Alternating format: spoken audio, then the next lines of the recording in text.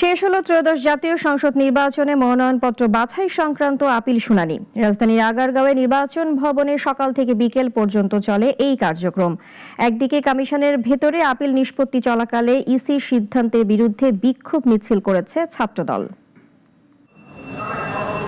সকাল 10টায় নির্বাচন ভবনের অডিটোরিয়ামে শুরু হয় আপিল শুনানির শেষ দিনের কার্যক্রম। প্রধান নির্বাচন কমিশনার এএম নাসির উদ্দিনের সভাপতিত্বে পূর্ণাঙ্গ কমিশন এসব আপিল শুনানি গ্রহণ করেন।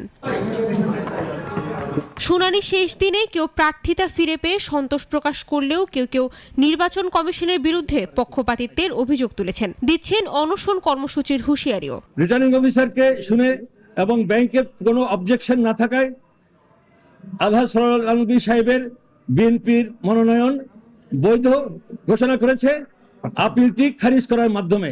কমিশনের স্বতন্ত্র প্রার্থীদের ওইভাবে কথা শুনতেছে না। তারা কোনো একটি পক্ষকে প্রাধান্য দিয়ে তারা তাদের কথাগুলো 10 মিনিট 15 মিনিট সময় দিচ্ছে। আমি সুবিচার পাইনি। আমি আমার প্রার্থিতা বৈধনের জন্য আমি অনশনে বসে যাব।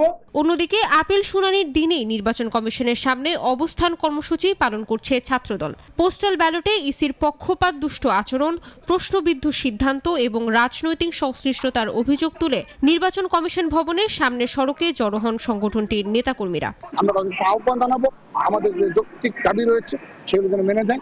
পোস্টাল ব্যালটের ইস্যুটা তারা সুরাহা করবে। তো নির্বাচন কমিশন যখন স্বাধীনভাবে কোনো সিদ্ধান্ত নিতে পারে না এবং সেটাতে বহাল-তবিয়ত থাকার ক্ষমতা তার থাকে না, সুতরাং সামনে যে এত বড় একটা নির্বাচন হতে যাচ্ছে সেই নির্বাচন নিয়ে তো আমাদের প্রশ্ন থেকেই যাচ্ছে। নির্বাচন কমিশন যেন নিরপেক্ষতার পরিচয় দেয়, এটাই আমাদের চাওয়া। এই জন্য আজকে আমাদের অবস্থান কর্মসূচি। তফসিল অনুযায়ী 20 জানুয়ারি প্রার্থিতা প্রত্যাহারের শেষ তারিখ। রিটার্নিং কর্মকর্তা চূড়ান্ত প্রার্থী তালিকা প্রকাশ করে প্রতীক বরাদ্দ করবেন 21 জানুয়ারি। আর নির্বাচনী প্রচারণা শুরু হবে 22 জানুয়ারি থেকে। ইরশাদ জাহান, নাগরিক।